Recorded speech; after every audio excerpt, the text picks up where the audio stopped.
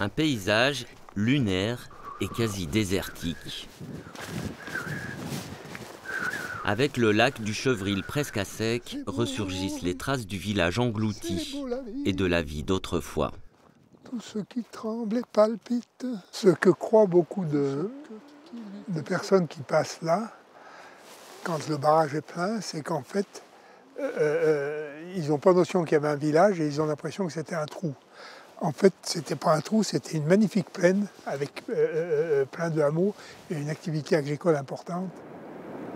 Vestige de la route départementale reliant Tignes à Val d'Isère, le vieux pont centenaire, dont 70 ans passés sous les eaux, témoigne du drame qui s'est joué en 1952, quand il a fallu évacuer Tignes.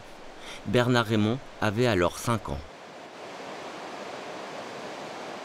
Mes souvenirs, c'est les travaux, les énormes camions de chantier, les énormes engins de chantier, c'est les bousculades de la population avec le CRS. Hein. Mais pour moi, dans mon esprit, je sens que c'était un peu abstrait. Les souvenirs douloureux, c'est plus après, où effectivement, petit à petit, j'ai eu conscience de vivre dans un milieu familial et social complètement désemparé, qui n'avait pas compris ce qui lui était arrivé. Le vieux village a compté jusqu'à 850 habitants. Des villageois qui n'ont rien pu faire contre ce barrage envisagé dès les années 30 et qui ont vu leur maison dynamitée à mesure que le chantier avançait.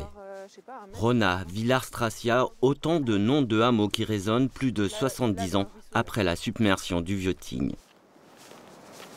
Ça, c'était des fondations d'une ancienne maison qui était donc reliée avec la voisine. Après, il y avait comme une petite rue, un petit chemin. Et puis juste après, là-bas, c'était la maison de mes arrière-grands-parents que malheureusement, on ne voit pas. Marie Guillet s'est passionnée pour l'histoire du vieux Tignes.